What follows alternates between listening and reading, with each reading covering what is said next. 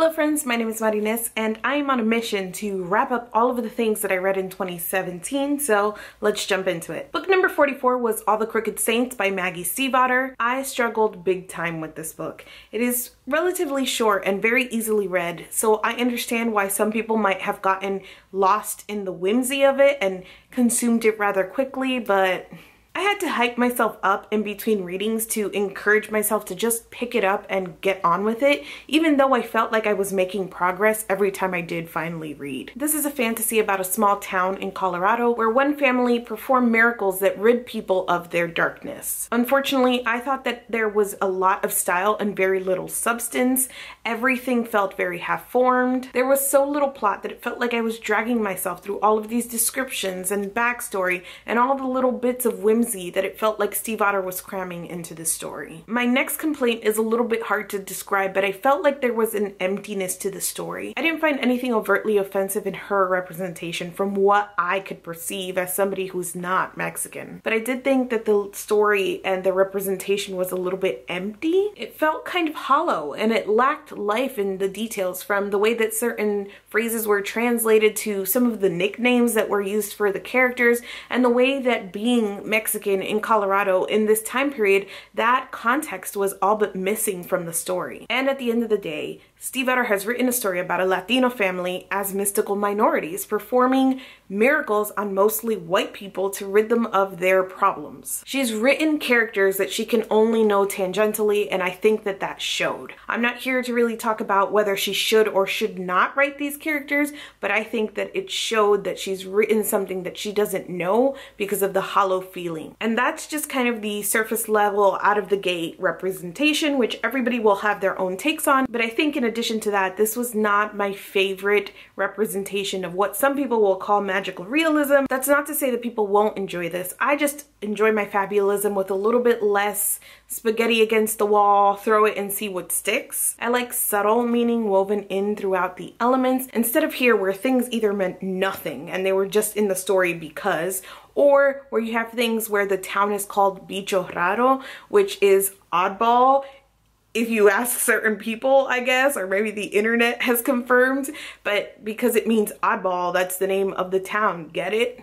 This was a complete miss for me. It was better quality than some of the worst things that I read in 2017, but I didn't enjoy reading it for 1 second, so I gave it 1.5 out of 5 stars. Book number 45 was When Breath Becomes Air by Kalanithi. I listened to the majority of this on audiobook on a plane ride home from YALLFest, and I cried, because I like to cry on planes, apparently. This is a memoir following Paul's diagnosis of stage 4 lung cancer, and so after a decade of training to become a neurosurgeon, the doctor becomes the patient. There was something very intimate about being invited into his final thoughts and to his experiences with his family and his own impending death. That feeling was only heightened by listening to it and having somebody read out these words to me. This was a book not only about his death, but about his life and about how the way he wanted to live his life changed in view of how long he had to live. Regardless of how you feel about his thoughts, about his faith, and about his clear view on the excellence and the calling of doctors, you can just feel how passionately he believed these things,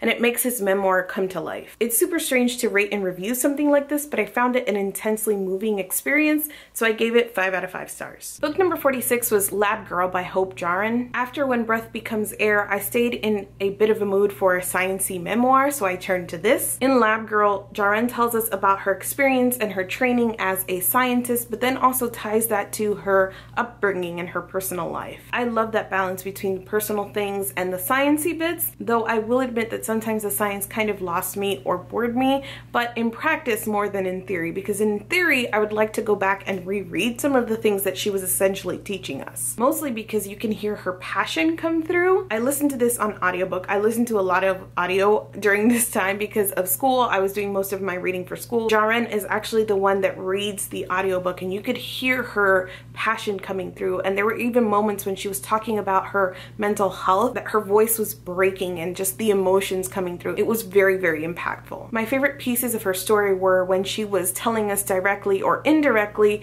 about what it was like to be a woman, what it's like to be a woman in a science field. There's a specific story that stuck with me about her in college college going to a lab armed with a wrench because of how uncomfortable the male professor made her. Overall, this was another great memoir, and I gave this 4 out of 5 stars. Book number 47 was Pride and Prejudice by Jane Austen, and this is one of my many copies.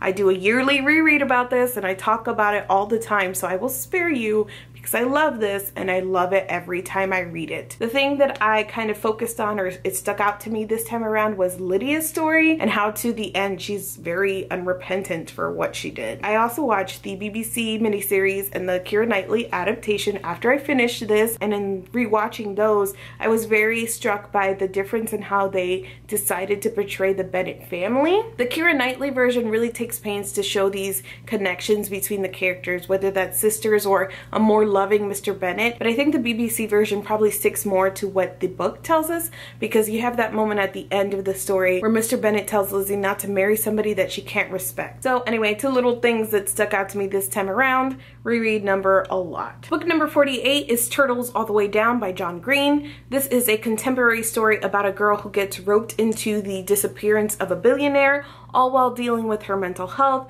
her friendships, and a newly forming relationship. I pre-ordered this, and I don't pre-order often, but I like John Green. I like the things that he makes online, and his books are hit or miss for me. I also think that I've aged out of the demographic that he writes for, but I'm always very curious about his work, and I like to support him. When it arrived, I read 30 pages and I felt stuck, so I put it down for a little while, and then I put a hold on the audiobook from the library, Audiobook Mood, and I got the audiobook and I basically listened to the entire thing while I was baking and cooking for Thanksgiving. I think there were highs and lows for me here. The clear high was Aza's experience with her own mental health and the way that she describes her experience, but more than that, the way that she talks about how we don't have words for pain, and all of these metaphors that she uses to describe something that we can't know that she's going through. Those metaphors that were ultimately employed by Green to talk about Aza's invasive thoughts and her thought spirals were always very well done. Unfortunately, I found the plot propping up the character work to be flimsy. It is introduced so quickly at the beginning of the story and then is continued in kind of a half-assed way. As I was reading, it was the one thing that was sticking out to me and the one thing that I had in my head to mention,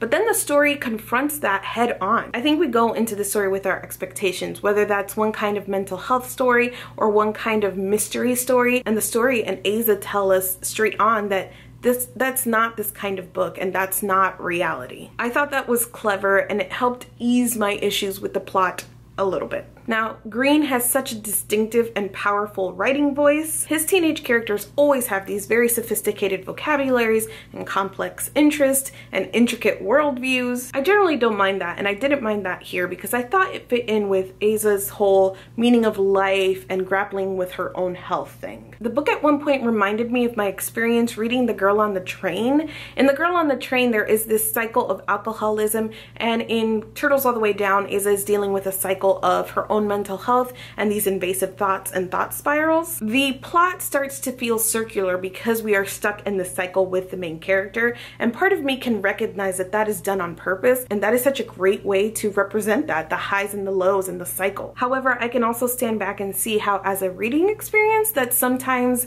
works and sometimes it doesn't. You can feel like you're stuck within a cycle of the plot and of the out of story things instead of the in story thing, and that can drag the story down. Additionally, I was not sold on the friendship between Daisy and Aza, and I'm not really sure how we were supposed to feel about it. There's a falling out between the friends, and I get where Daisy was coming from, but I think for the most part she was wrong, and she was so keen to not apologize and to just move on. So the whole thing was really weird to me. Their dynamic was very strange to me, and again, I don't know if that was like a me thing or what we were supposed to feel about these two characters and their relationship. Finally, I'm not sure if the story did enough to counter Aza's negative views about therapy and about medication. Just because this is a YA novel and I've seen so many people talk about how well this represents what they go through, I would have liked to see a little bit more countering the negative ideas and thoughts about therapy and medication. That's from a very privileged perspective. I can't say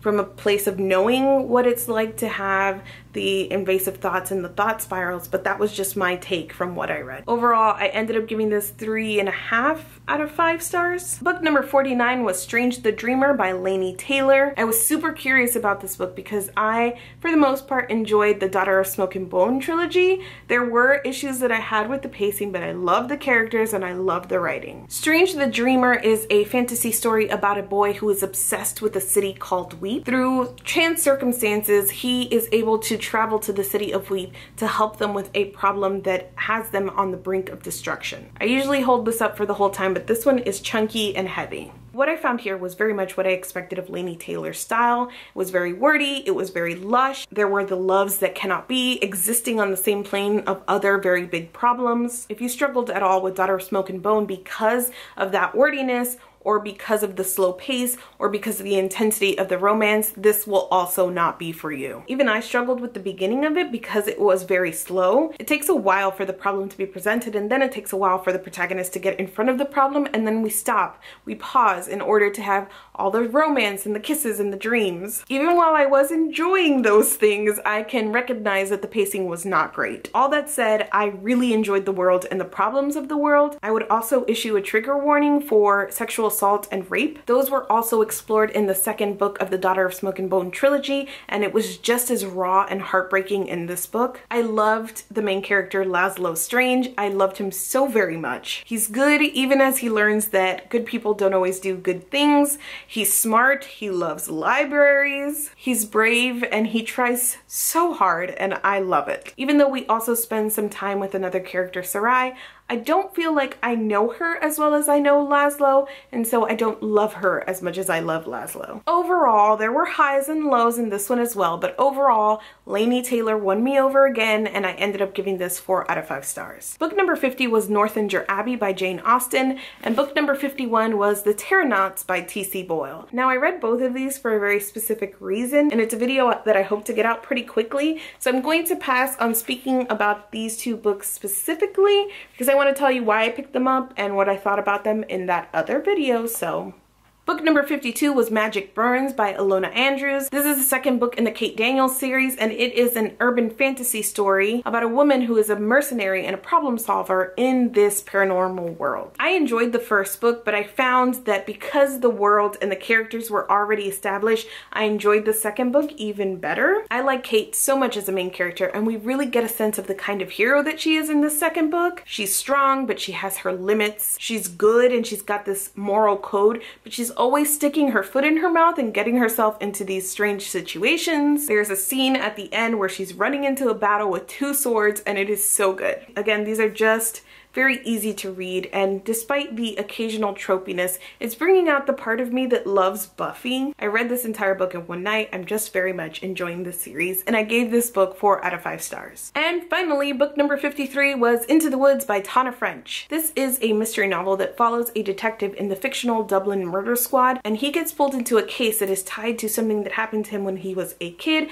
when 2 of his best friends disappeared without a trace. On the surface, this is just the kind of mystery that I like. It is character heavy, and it is wordy, and it is well written. However, there was something about this that left something to be desired for me. Part of the mystery at the end is left open, but on top of that, I really didn't like the main character, and you're not supposed to, and he gets his comeuppance, even though you know he's dealing with a lot of bad things, especially from his past. He does things that you don't like, and he reaps the consequences for that, but it still wasn't satisfying to me. I enjoyed reading the book. I was super invested in the mystery. I liked one of the other characters, but there was something that was so unsatisfying about this book. I feel like I might read the other books in the series because they're connected but not a direct continuation, but I don't know. I gave this 3.5 out of 5 stars. And that's it for all of the books that I read in 2017. I had a 3-part goal at the beginning of the year, with the bottom being 52, the middle being 72, and the top, like the stretch goal, being 100, and I read 53 books. So I just cleared the bottom of my goal. Obviously, I would have loved to read more, but I'm glad that I at least did that, and I read enough that I feel comfortable with how much I read. If you want to talk about any of the books that I mentioned in this video, feel free to leave a comment down below. Thank you so much for watching this video, and I will see you guys soon. Those metaphors that were ultimately implied,